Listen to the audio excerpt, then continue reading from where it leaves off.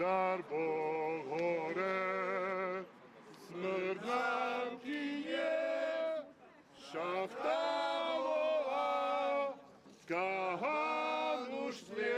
Starému baníckemu zvyku skoku cez kožu predchádza salamandrový sprievod.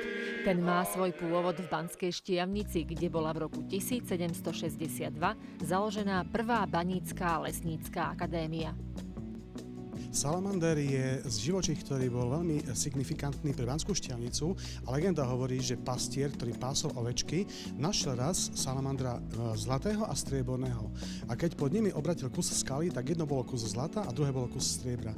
Čiže odvtedy sa traduje, že pomocou salamandrov sa dá nájsť ložisko zlata alebo striebra, čo je vlastne symbol aj salamandrového sprievodu v Banskej Štiavnici a v iných banských alebo kráľovských mestách.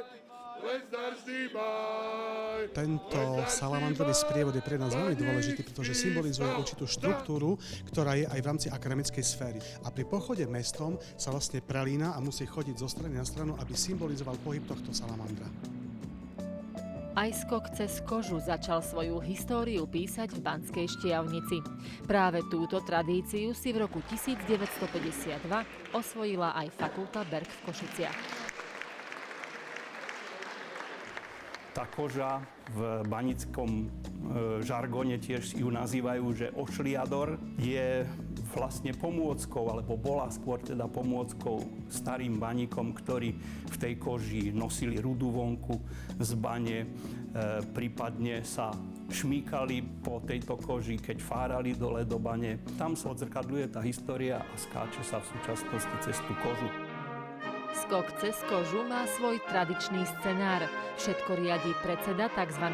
Slávneho, najvyššieho a neomylného prezídia.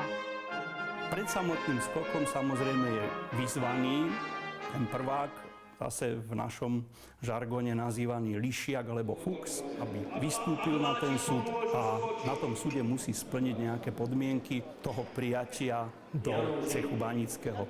Tie podmienky spravidla bývajú už dnes také, povedz, životné heslo, alebo zarecituj nám nejakú peknú básničku, zaspievaj pesničku a najčastejšie povedz nejaký dobrý banícky vtip.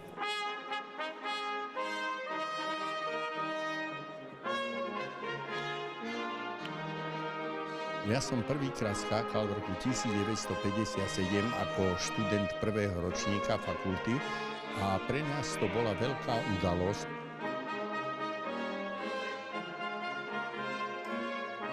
Som rád, že tieto tradície sa zachovávajú aj do tohto veku, aby proste zistili všetci, aj mladí, aj starí, aké to je vstúpiť do cechu baníckeho.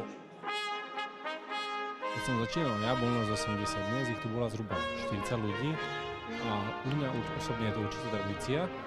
No a u týchto prvákov stále vštepiť tú tradíciu, niečo ich naučiť a to spoločne prežiť a oslaviť.